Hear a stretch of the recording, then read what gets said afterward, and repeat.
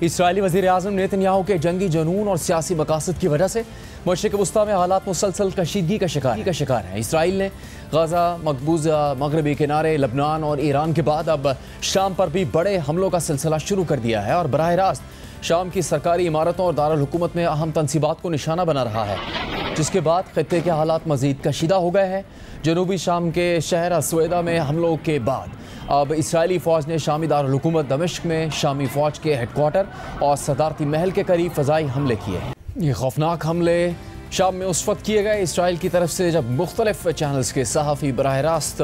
وہاں پر رپورٹنگ کر رہے تھے۔ اس کے علاوہ دمشق میں کئی چینلز کے رپورٹرز بھی کوریج کے لیے موجود ہیں اور کافی سارے حملے رپورٹرز کے قریب ہی ہوئے، جن کی تفصیلات انہوں نے وہیں موقع سے ہی دی۔ جبکہ الجزیرہ کے مطابق یہ حملے اس وقت کیے گئے جب اسرائیلی وزیر دفاع اسرائیل کاٹز نے شامی حکومت کو دھمکی دی تھی کہ وہ السویدہ سے اپنی فوجیں واپس بلا لے، جہاں گزشتہ دنوں سے شامی افواج اور دروز اقلیت کے جنگجوؤں کے درمیان شدید جھڑپیں جاری ہیں۔ اسرائیل دروز برادری کو شام میں اپنا ممکنہ اتحادی سمجھتا ہے اور اس کا دعویٰ ہے کہ وہ ان کی حفاظت کے لیے مداخلت کر رہا ہے، جبکہ اسرائیل کے انتہائی دائیں بازو کے وزیر برائے قومی سلامتی بن گوئر نے یہ بھی کہا ہے کہ اس معاملے کا ایک ہی حل ہے کہ شامی صدر احمد الشرا کو ختم کر دیا جائے۔ جبکہ الجزیرہ کے مطابق اب سے تھوڑی دیر پہلے شامی حکومت نے السویدہ میں دروز کمیونٹی کے ساتھ جنگ بندی کا اعلان بھی کر دیا ہے، جس کی دروز کمیونٹی کے رہنماؤں نے تصدیق بھی کر دی ہے۔ اس ساری صورتحال پر ہی ہم بات کریں گے۔ ہمارے ساتھ موجود ہے مشرق وسطیٰ کے امور کے ماہر تجزیہ کار اسامہ بن جاوید۔ اسامہ بن جاوید، اسرائیل نے غیر معمولی طور پر یہ حملے کیے، بظاہر بہت ہی خوفناک بمباری تھی۔ کس طرح سے نشانہ بنایا گیا ان تنصیبات کو اور کیا پتہ لگ سکا ہے نقصان کے حوالے سے ابھی تک؟ جی بالکل، اسرائیل نے ڈرون طیاروں کے ساتھ دمشق کے وسط میں وزارت دفاع کے ہیڈ کوارٹر کو نشانہ بنایا اور ایک بار نہیں کئی بار بنایا ہے، اور یہ بات سامنے آئی ہے اسرائیلی منسٹرز کی اور انکلوڈنگ منسٹر آف ڈیفنس کی بیانات کے بعد، کہ جس میں انہوں نے نہ صرف احمد الشرا کو قتل کرنے کی دھمکیاں دی ہیں، بلکہ انہوں نے کہا ہے کہ اگر جنوبی سیریا میں معاملات بہتر نہ ہوئے تو پھر وہ اس طرح کے حملے جاری رکھیں گے اور یہ ان حملوں میں مزید شدت آ سکتی ہے۔ تو اب تک کی معلومات کے مطابق نہ صرف صدارتی محل بلکہ جو وزارت دفاع کے مرکز ہے اس کو بھی نشانہ بنایا گیا ہے، اور یہ واحد ڈرون اٹیکس نہیں ہیں۔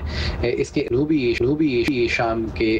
سویدہ نامی شہر میں کم از کم 8 اسرائیلی ڈرون سٹرائکس ہو چکی ہیں، جس میں انہوں نے شامی جو حکومتی تنصیبات ہیں، وہ جہاں پہ شامی وزارت دفاع اور وزارتی داخلہ کے لوگ موجود ہیں اور ان کی گاڑیاں موجود ہیں، ٹینک موجود ہیں، ان کو بار بار نشانہ بنایا ہے اور سویدہ کو جانے والے راستوں کو بھی نشانہ بنایا ہے۔ اسامہ، یہاں تک حالات کیسے پہنچے؟ کیونکہ کچھ دن پہلے یہ خبریں سامنے آ رہی تھی کہ اسرائیل اور شام میں سفارتی تعلقات قائم ہو رہے ہیں، بڑی اہم ملاقاتیں بھی ہو سکتی ہیں، پھر اچانک ایسا کیا ہوا کہ اسرائیل نے بڑے پیمانے پر شام پر بمباری شروع کر دی؟ جی، کافی دن سے یہ افواہیں گردش کر رہی تھیں کہ شاید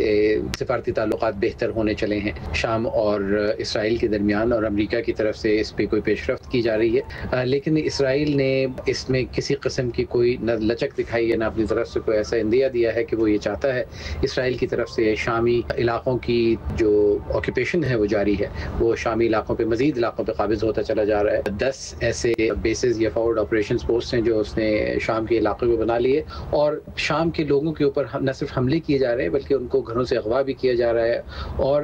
شام کی جو تمام معاملات ایسے ہیں جس میں شام کی خود مختاری کی ان کی خاطر میں نہیں لا جا رہی، تو معاملات جو ہیں وہ بگڑتے چلے جا رہے ہیں، اور نظر یہ آتا ہے کہ خاص طور پہ وہ دھمکیاں جو اسرائیلی وزیروں کی طرف سے دی جا رہی ہیں شام کی لیڈرشپ کے خلاف، اس سے معلوم یہ ہوتا ہے کہ اسرائیل یقیناً اس وقت تک نہیں رکنا چاہتا الا یہ کہ اسے امریکہ مجبور کرے کہ وہ رک جائے، ورنہ وہ یہ چاہتا ہے کہ شام میں خانہ جنگی جاری رہے اور وہ مزید علاقوں پر قابض ہوتا رہے۔ اور یہ صرف علاقے نہیں ہیں، اس میں بہت حساس نوعیت کی جگہیں ہیں جس میں وہ واٹر بیسن موجود ہے، جہاں پر شام اور اردن کا زیر زمین پانی کا بڑا ذخیرہ موجود ہے۔ ابھی تک جو کچھ ہوا ہے پچھلے بہت مہینوں میں، امریکا نے خود بھی شامی صدر کے حوالے سے بہت اقدامات کیے ہیں۔ خود امریکی صدر نے سعودی عرب میں شامی صدر سے ملاقات کی، پہلے شام پر عائد پابندیاں ختم کی، پھر HTS پر عائد پابندیاں بھی ختم کی گئیں۔ یہ خبر سامنے آئی کہ امریکہ نے اسرائیل کو شام میں حملے بند کرنے کا کہا ہے، مگر اس کے باوجود اسرائیل اپنی کارروائیوں میں شدت لے آیا ہے۔ اب امریکہ اپسیٹ ہوگا یا پھر امریکی رضامندی شامل ہو سکتی ہے ان کارروائیوں کے پیچھے؟ یہاں پہ آپ کو یہ بات سمجھنا ضروری ہے کہ یہ جو دروز نامی ایک اقلیت موجود ہے، انہوں نے بشار الاسد کے دور میں بھی اپنے آپ کو کوشش کی کہ وہ الگ تھلگ رکھیں، وہ چاہتے ہیں کہ اپنی خود مختاری کو قائم رکھیں، اور ان کی آبادی کا ایک حصہ اسرائیل میں بھی بستا ہے۔ لبنان، شام اور اسرائیل میں ان کی ایک بڑی تعداد پائی جاتی ہے، تو اس وجہ سے ان کو داخلی طور پہ مضبوط کرنا اور ان کو اس بات پہ مصر رکھنا کہ شام میں خانہ جنگی کسی کیفیت جاری رہے اور شام کے لوگ آپس میں برسر پیکار رہیں، یہ اسرائیل کی اولین ترجیح ہے۔ تو چاہے وہ شمالی شام میں کرد ہوں یا جنوب میں دروز، اسرائیل کی پوری کوشش یہ ہے کہ کسی طریقے سے شام کی حکومت کو اس بات کا بار بار اعادہ کرایا جائے کہ وہ اگر ایسی کوئی بھی کام کرتی ہے یا ان کوئی بھی اقلیتوں کے علاقوں میں کسی بھی طریقے کا اپنا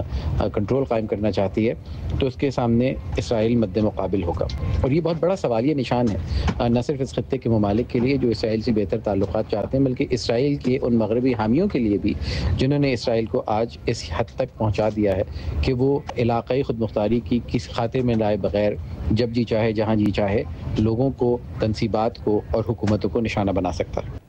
ہم نے دیکھا کہ امریکہ نے کوشش کی، ایران سے مذاکرات ہوں، اسرائیل نے وہاں حملہ کر دیا۔ امریکہ نے کوشش کی کہ غزہ میں جنگ بندی ہو جائے، مگر اسرائیل کارروائیوں میں شدت لے آیا ہے۔ امریکہ نے کوشش کی کہ شام میں باغی حکومت کو مرکزی دھارے میں لایا جائے، حالات وہاں پر معمول پہ کیے جائیں۔ اسرائیل نے شام پر چڑھائی کر دی، تو اس کے اوپر کیا اس وقت تک رد عمل کی توقع کی جا سکتی ہے؟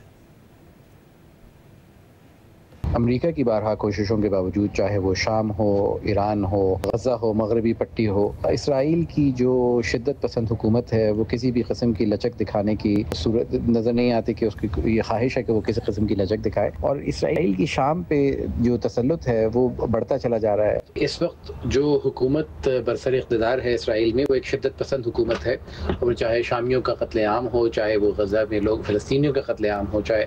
باقی ممالک میں لوگوں کو نشانہ بنایا جا رہا ہو، اسرائیل کی اس حکومت کے لیے صرف اس کو اپنی جنگ کو توسیع دینا اس کی ترجیح نظر آتی ہے، اور ہمیں نظر آ رہا ہے کہ اسرائیل کی پوری کوشش یہ ہے کہ اس پورے خطے کو نہ صرف اپنے زیر تسلط رکھے بلکہ اس خطے کے نہ صرف حکومتوں کو بھی خوفزدہ کیا جائے۔